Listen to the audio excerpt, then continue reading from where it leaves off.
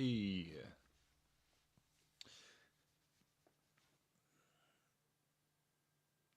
finally got it working.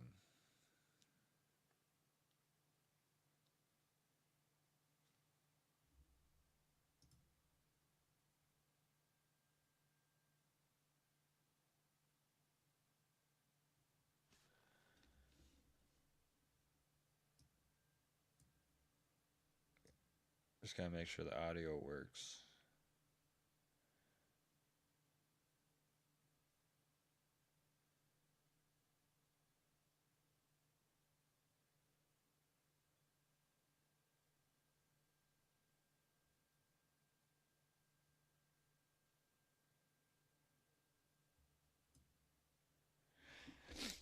Well, welcome to day number 4 of.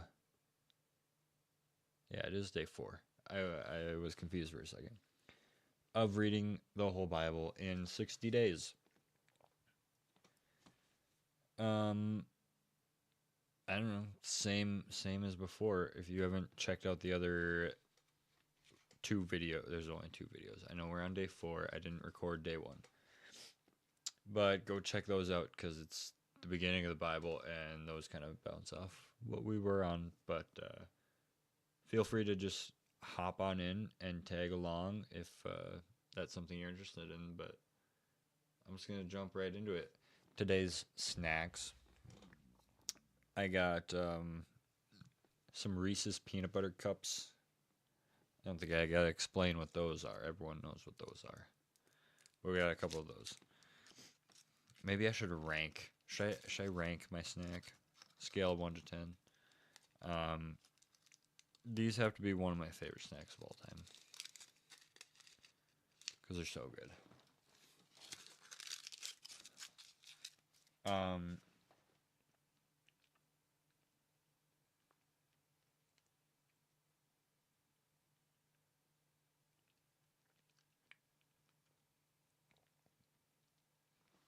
I gotta give it.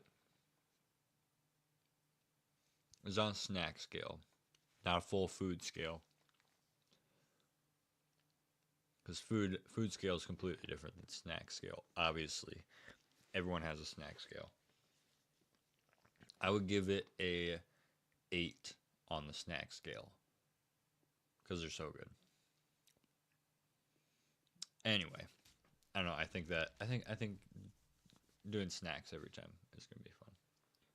Get a new snack every time until I start to run out, and I'm like, what do I do next? But no, day 4. Today we're getting into Sodom and Gomorrah. I broke my own rule. I did not read all. So today's verses chapters are Genesis 19, 20, 21, 22, 23, 24. So six chapters again. The next couple days are only 4, so it gets shorter. But I broke my own rule, and I only have read chapter 19 because it's just a section of Sodom and Gomorrah, and I had so much to talk about that I just paused it. All right, paused my reading and wanted to talk about it before I move on to back to Abraham.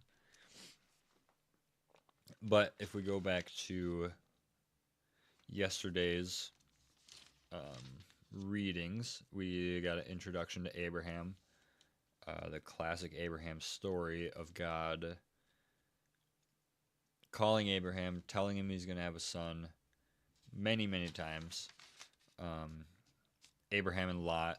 Lot is Abraham's nephew. He's important in today's story. God makes multiple covenants with Abraham. Abraham has his first son with his servant. Ishmael is the son. And then we ended with 3 visitors visiting Abram.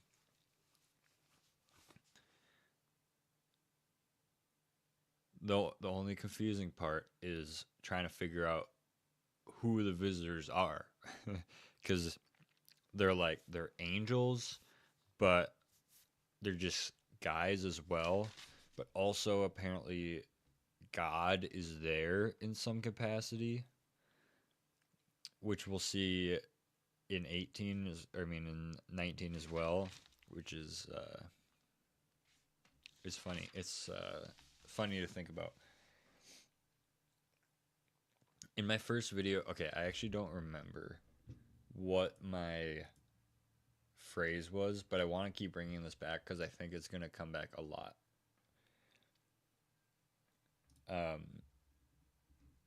It was NNP, the letters NNP, which means not necessary point. And I won't explain it every time, but I'll explain it now. When I say an NNP, I made this up. It just means I wrote, I'm going to throw out points and guess and talk about it and maybe throw out some crazy theories. But the ultimate purpose of the Bible, or what we teach as Christians, is the gospel of Jesus Christ and glorifying God. So when I say this topic is NNP or ANNP, it means, yes, obviously it's very important because it's God's word and it's in the Bible. It's worth pondering in my heart and lightly discussing, but it's not something to split our churches on, and I don't like to sit and dwell on it for long periods of time. I'm not going to throw my whole life around the point. I just like to talk about it and think about it. So in this case, if I'm talking about who the three men are, I will be completely wrong. Some people won't agree with me. And the reason I have the actual point of an NNP is because I don't want people thinking like I'm trying to preach certain stuff that we physically can't figure out. So an NNP is basically stuff that we can't figure out because the Bible doesn't tell us. So I just guess, and it's not important to the end goal of the Bible. Anyway, now I'm ready to get into it. I think I got all my bases covered.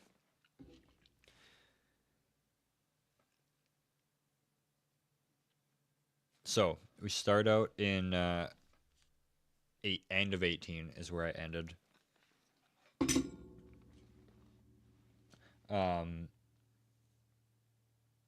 So these three men, got up to leave and went towards Sodom. And I find it interesting. Okay, I remembered more to talk about. So again, I've already read this.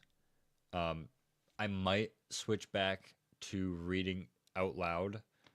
That might just be kind of a on the mill choice, whether I actually do that or not. But I urge you, pause right now, read through the section, whether that's just 19 and then you listen to me and then read the next go section by chapter by chapter, or read all 6 chapters, 19 through 24, and then come back and watch this. However you want to do that is good. But what I'm doing here is I am just giving my initial thoughts of what I'm reading. I'm not going super in depth. It's just initial thoughts and what I see. So I'm not preaching. I'm just literally reading the Bible and saying what I think about it. So now with that said, you read, then come back and I'll get into it. I find it interesting that the Lord said, "Shall I hide from Abraham what I'm about to do?" Obviously, he knew what he was about to do. I kind of like, there's not very often we see that kind of foreshadowing. I feel like in the Bible, well, okay, obviously prophecy, but this specific kind where God's literally like, hey, I'm about to do something. And obviously we know now that it's destroying Sodom and Gomorrah, but he's like, should I hide from, so it's like, it's comforting to know that like God always has a plan, um, no matter what. But then he just goes on to say Abraham will become a great and powerful nation. And he doesn't answer his question specifically, but Abraham obviously talks to him about it, so he knows. He does tell Abraham what he's about to do.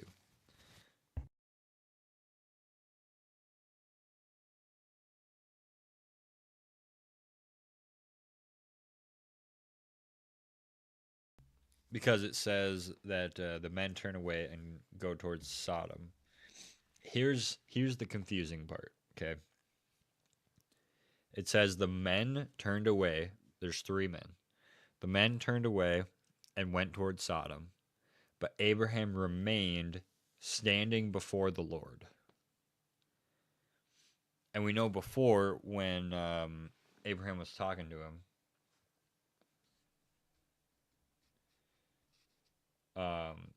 when they said that Sarah was going to have a child, said then the Lord said to Abraham, "Why did Sarah laugh?"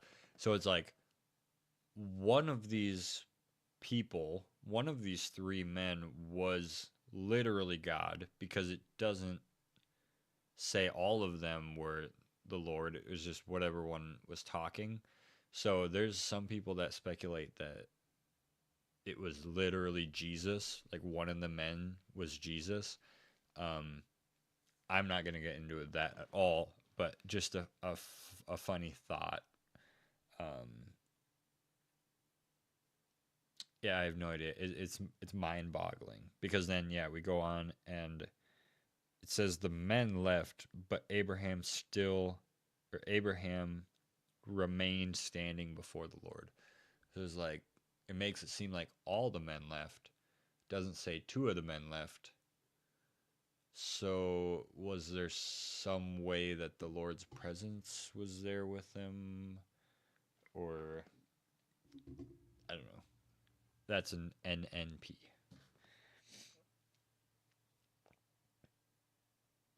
But anyway, Abraham approached him, and I don't know why, but I love this story of Sodom and Gomorrah. Obviously, sad story, but just the way that Abraham and Lot and the angels interact with everyone. I don't know what it is, but it's just like so it feels so different. Um so as we see, the Lord obviously told Abraham what he was going to do to Sodom and Gomorrah, and Abraham goes on to plead to God on behalf of Sodom, because he says he's saying like, "Hey, if there's righteous people in this place, are you going to destroy them with the wicked?" Um, and God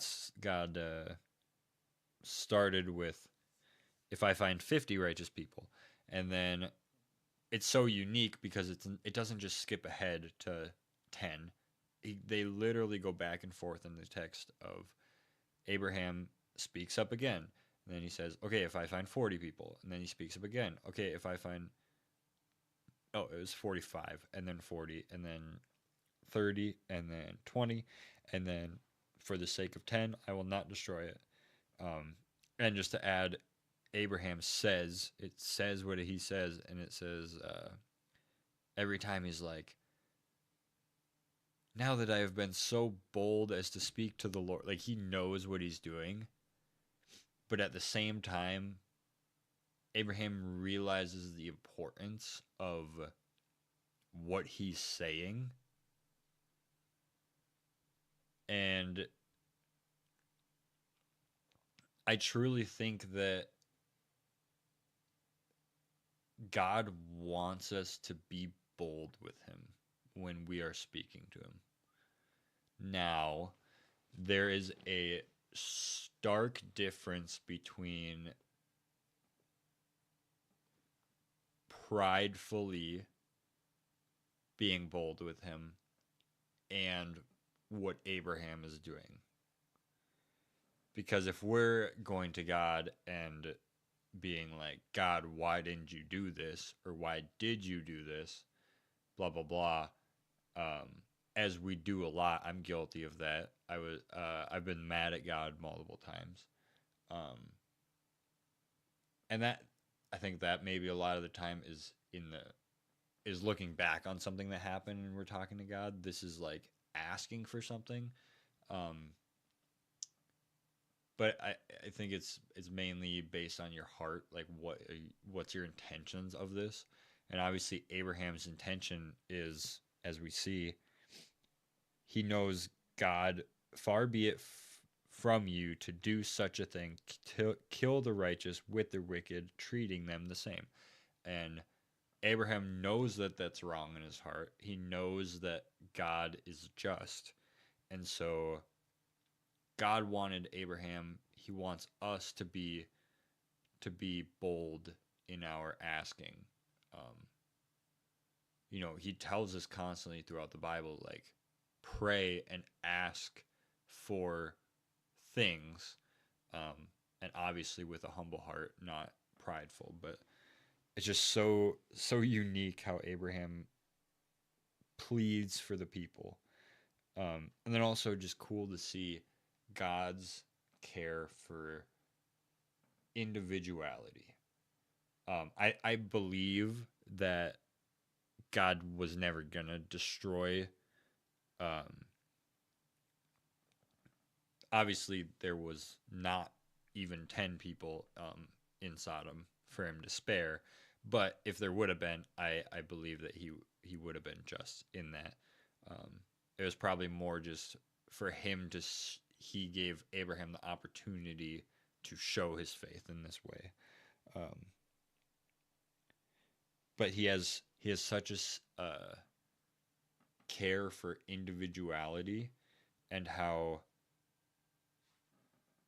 for the sake of 10, I will not destroy. Like, he cares about the individuals. He's not just going to recklessly wipe out everyone. Like, he cares. He cares so much that when the entire world was evil, he still spared Noah because of his righteousness. And in the same way, we're going to see, here's the mirror image. When Sodom is destroyed, he spares Lot and his family because they were righteous. He cares about individuals. I love the term God El Roi, the God who sees me, that we learned from yesterday.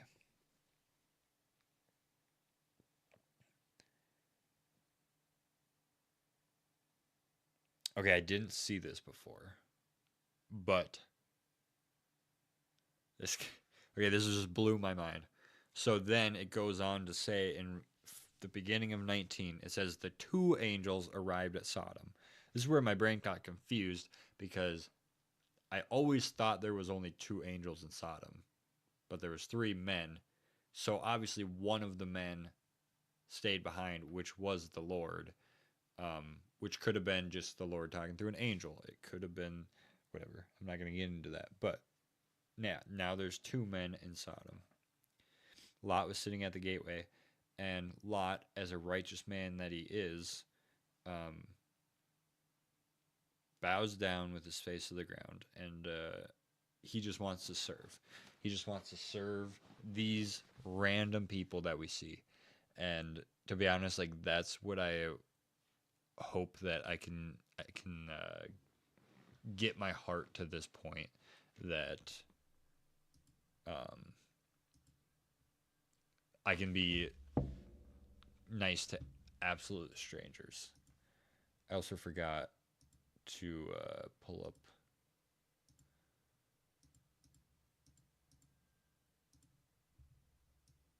I don't know why I didn't do this.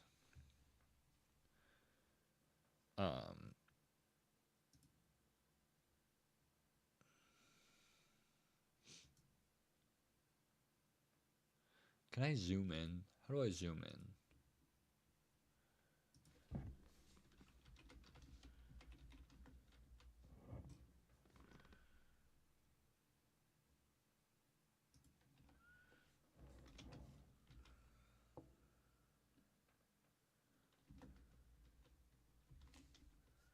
not Google Meet.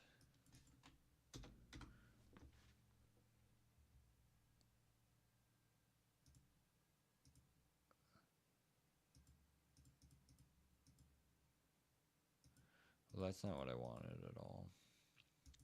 I want to just capture this right here.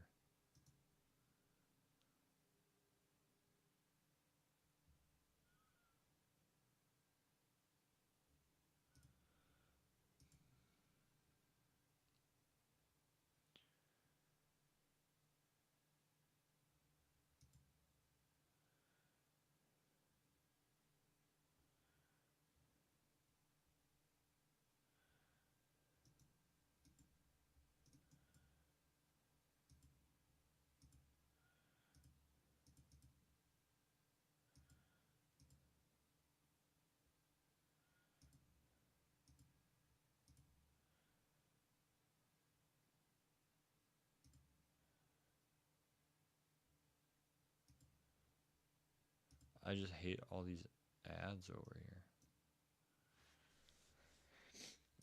Sorry, I'm getting distracted.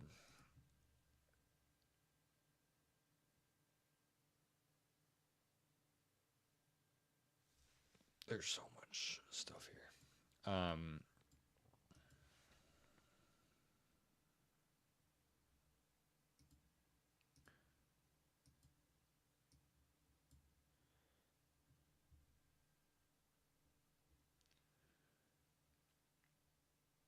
Yep, I wish there wasn't ads, but there's not.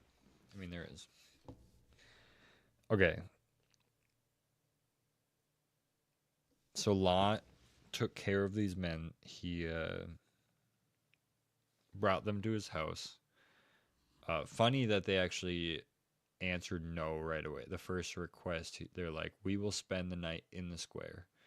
Um, whether that was just to test Lot's heart or not, I don't know. But then he insisted so strongly that they did go with him.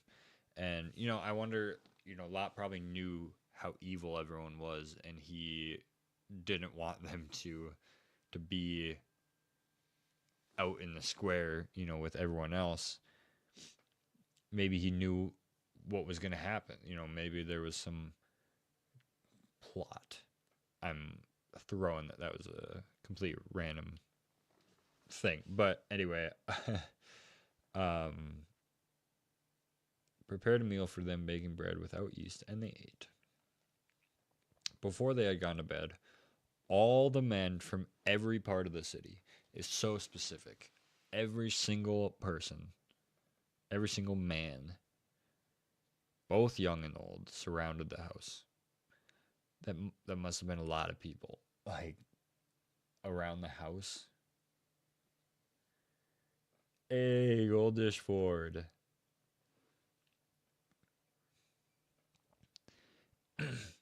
um, you came, you came for the best part about this. No, not the best part. The worst part. You came for the worst part. All of the men came for these two. I don't even know. I was gonna call them angels, but I don't actually know if they're angels. But they wanted to have sex with them. Okay, and Lot, as the righteous man that he was like, absolutely not. He shut the door behind him and said, "No, my friends, you don't do this wicked thing." And here's where, like, yeah, you're good. Thanks for pulling up, though.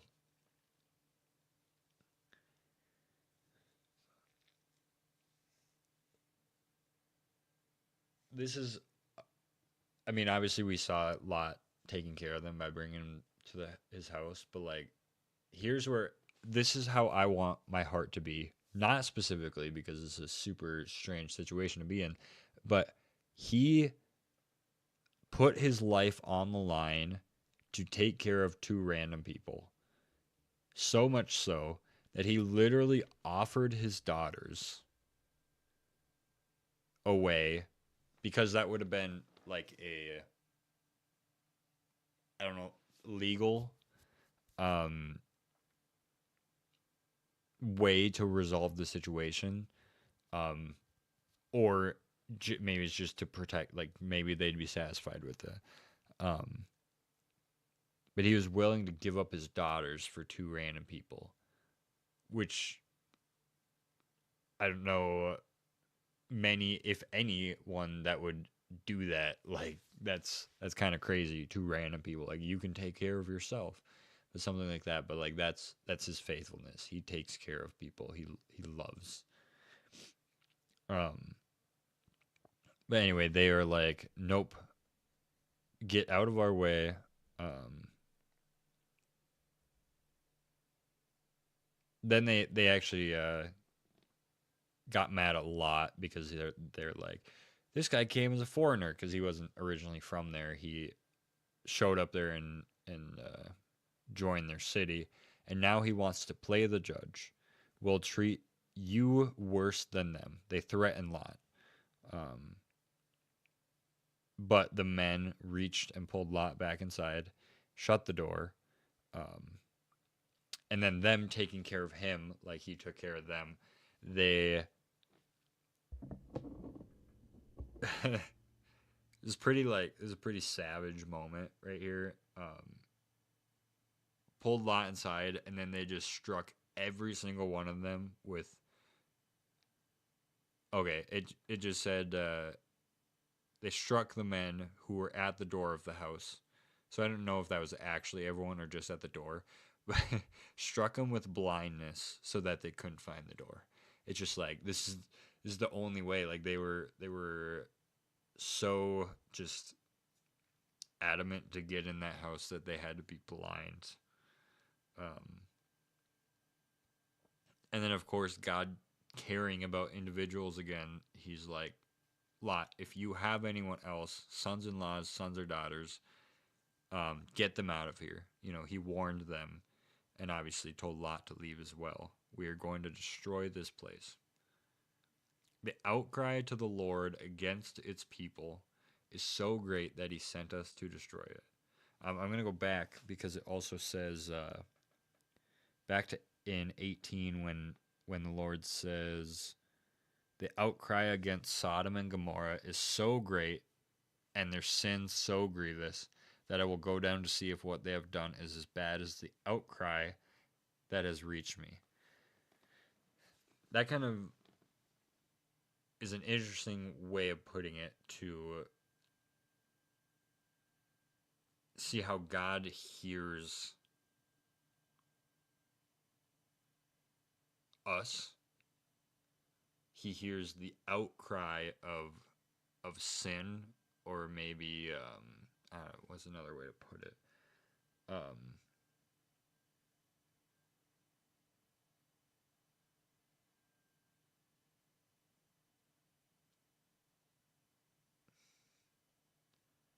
the outcry of the to the Lord against its people.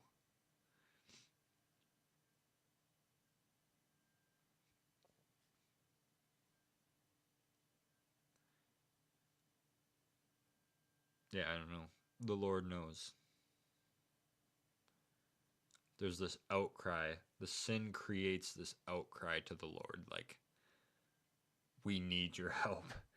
And he obviously can't stand that, so he came, and just like he did to the whole earth with Noah, obviously he wasn't going to destroy the whole earth again, but he is a God of justice, and this whole city is sinful. So he brings Lot out and, well, destroys it. Spoiler alert. And I think it's interesting how Lot just kind of he takes his time. He's he's just like, well, Lot went out, spoke to his sons-in-laws. Okay, yeah, before we get to that, he went out to try to get his sons-in-law, and they thought he was joking. Um, it's the same thing that happened to Noah. They all thought Noah was crazy, which I'm gonna be honest is very sad. Like that actually kind of it hurts my heart to see that. but knowing the sinful nature of humans, and especially when they reject God,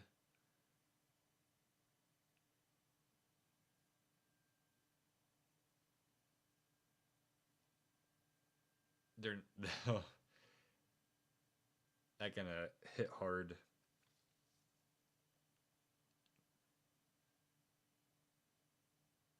Because when Judgment Day is coming again, I'm talking modern day, right now. We don't know when, but Judgment Day is coming.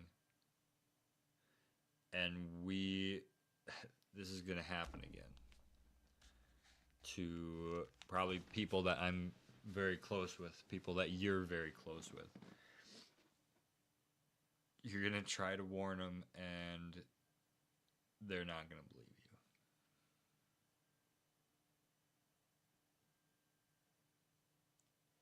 And to think for Noah,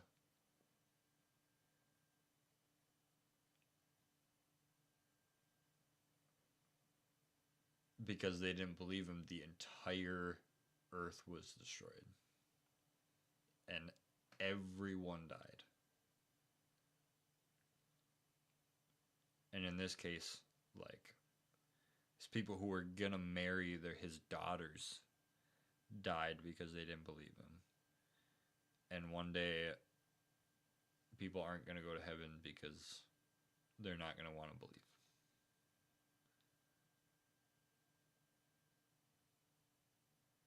And when I really start thinking about that, it really gets heavy on my heart. This thought, like, I have to get better at sharing the gospel to everyone. Because, like Lot,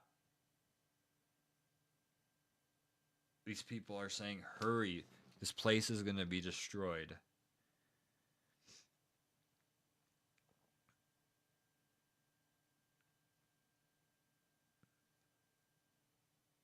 There's not enough time. I'm not just talking for Lot, I'm talking for us.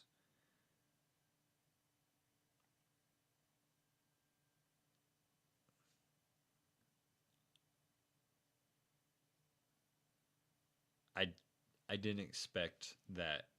I when I read through it, it didn't kind of click in my brain. It just did right now. But that's pretty hard hitting.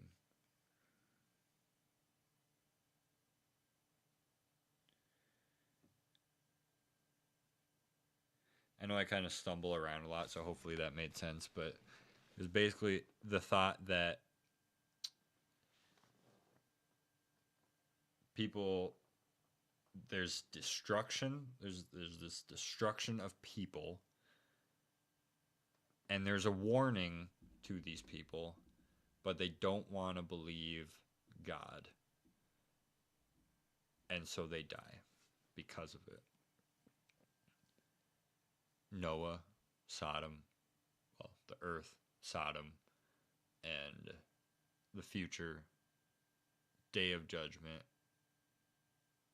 probably people that I'm very close to because they don't want to believe. This isn't meant to be a super sad, I don't even know what to call it, podcast maybe, but it hits, and I need those reminders. I need those reminders that so important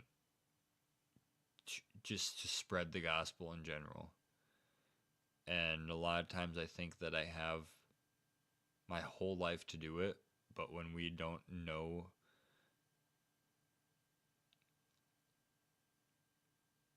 when it's going to happen, like,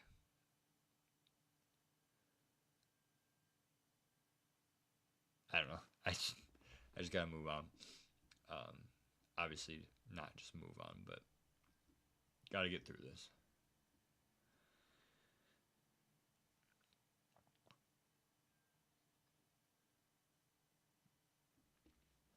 When Lot hesitated, the men grasped his hands and the hands of his wife and of his 2 daughters and led them safely out of the city, for the Lord was merciful to them. I think it's funny how like there's this urgency and the men are like, we gotta go now, like the city's gonna get destroyed, and Lot's just hesitating and he's just kind of like, well, and to the point where they just grab his hands and drag him out of the city. And then he said, flee for your lives, don't look back, and don't stop anywhere in the plain. This part is another part that's kind of like a weird narrative. Like, why did he do that? Why did Abraham... Never mind. So then Lot is just like, don't... You found favor in me. I can't flee to the mountains. This disaster will overtake me. Look, here's this a town near enough to run to. It's like, it's super random. Like, okay, why did you have to go to that town?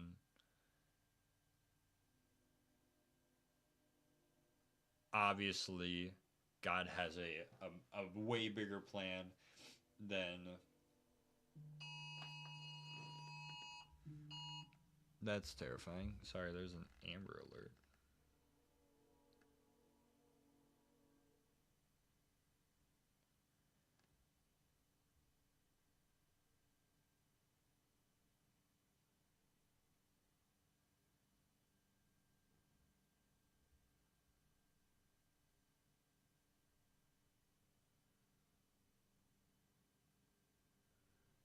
Okay, just got an Amber Alert. Not near me, but I feel like I should pray for this real quick.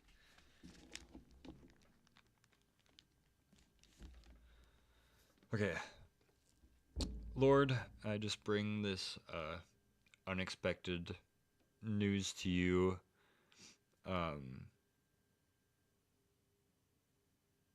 Never a fun notification to get on your phone, but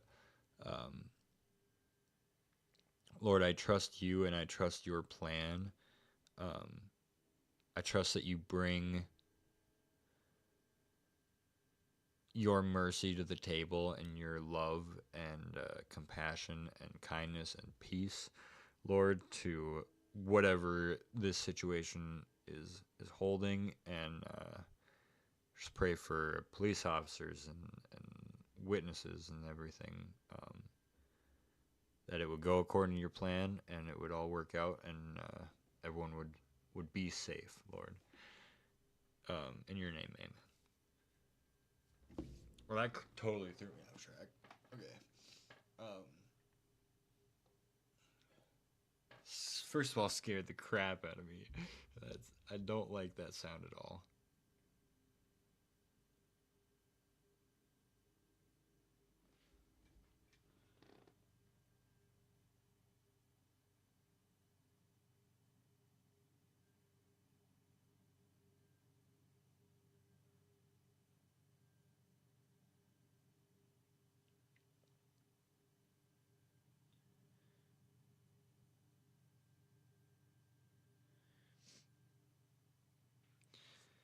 Okay.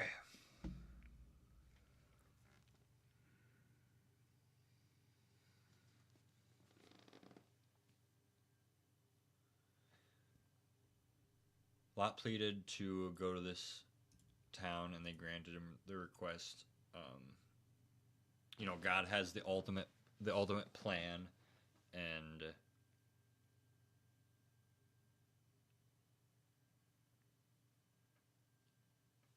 he wanted the town of Zor to be there, and so he spared that town. Oops.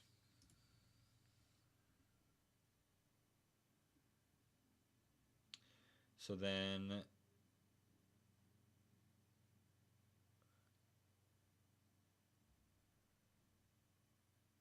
reached Zor, the Lord rained down burning sulfur on Sodom and Gomorrah. Thus he overthrew those cities and the entire plain, destroying. So it's interesting. Actually, never mind. I'm not going to go into that. Destroying all those living in the cities, and also the vegetation of the land. But Lot's wife looked back, and she became a pillar of salt. Very, very sad truth in that she was so close to salvation, but she doubted, I guess is the best way I could put it. Early the next morning, Abraham got up and returned to the place where he had stood before the Lord, looked down toward Sodom and Gomorrah, toward all the land of the plain, and he saw dense smoke rising from the land. So when God destroyed the cities of the plain, he remembered Abraham, and he brought Lot out of the catastrophe that overthrew the cities where Lot had lived. There's interesting fact. This random. It's interesting. I've read a couple things how scientists or archaeologists have. There's actually a lot of evidence for where Sodom and Gomorrah are said to be out in the Middle East. I was just reading this article. I'm not going to quote it because I don't just clicked on a random article. But apparently, like, they found, they know where Zor is, so they know it's near there, and they have found balls of sulfur, which don't normally happen. They have found that the buildings that were buried there were burned from the ceiling down, which is kind of abnormal, which would make sense if that he was raining fire from the sky. Also, sulfur is very flammable, I guess. And then also, they found full skeletons, which is super abnormal because normally the custom was to bury the dead in sealed tombs. This suggests a sudden catastrophe in which people died where they stood, much like what happened in Pompeii. So just like random stuff. Obviously, I don't know any actual evidence to any of this stuff, but interesting to think that they probably, assuming this is true, I believe it's true because it's the Bible, but according to like a worldly perspective, like that's proof. Maybe I don't want to use the word proof, but that's significant evidence to believe that this might be true.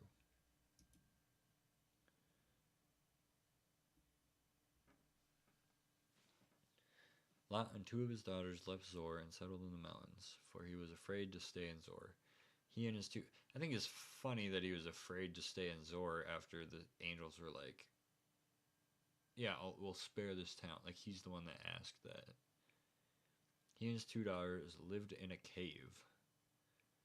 One day, the older daughter said to his younger, "Our father is old, and there's no man around here to give us children.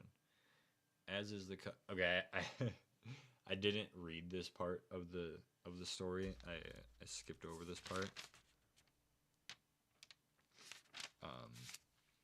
So I'm just reading this for the first time right now. I forgot what this story entailed, but I'm just gonna keep reading. There's no man around here to give us children, as is the custom all over the earth. Let's get our father to drink wine and then sleep with him and preserve our family line through our father." That night they got their father to drink wine, and the older daughter went in and slept with him. He was not aware of it when she laid down or when she got up. The next day the older daughter said to the younger, "Last night I slept with my father. Let's get him to drink wine again tonight, and you go in and sleep, so we can preserve our family line through our father." So they got their father to drink wine that night also, and the younger daughter went in and slept with him. Again, he was not aware of it when she lay down or when she got up. So both of Lot's daughters became pregnant by their father. The older daughter had a son, and she named him Moab. He is the father of the Moabites of today. The younger daughter also had a son, and she named him Ben Ami. He is the father of the Ammonites of today. Super. I'm going to be honest, I probably don't have many comments on this section because I don't know what to think about it. But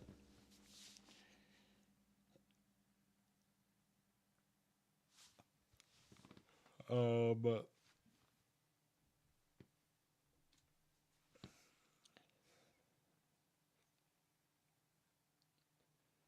I guess kind of the main thing that stands out is how important it was for them to preserve their family line. Like,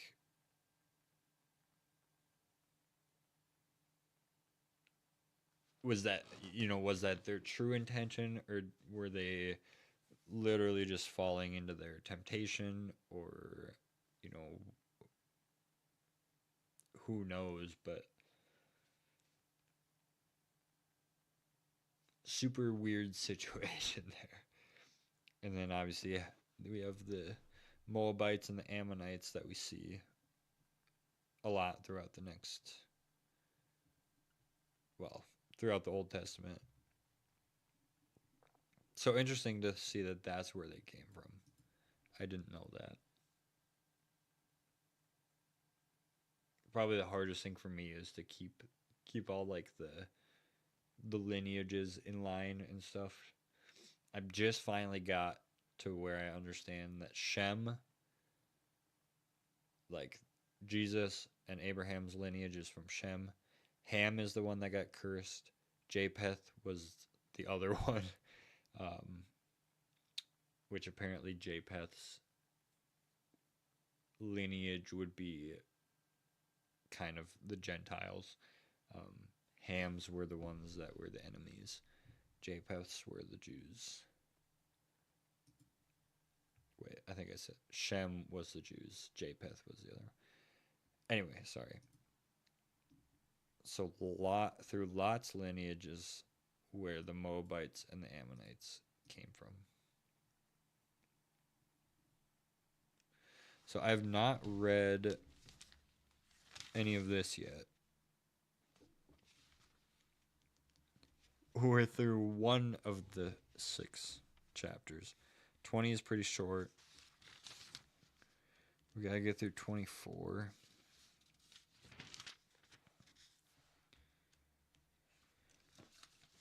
It's getting late.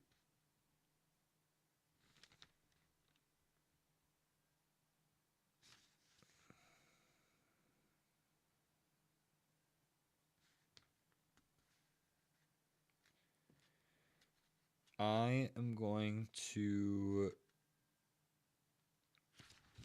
stop there for the night.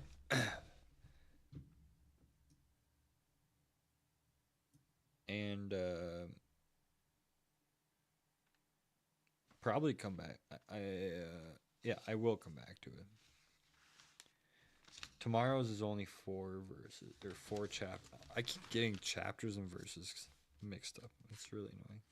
Tomorrow's is only 4, so I assume death of Abraham. We have Jacob and Esau, and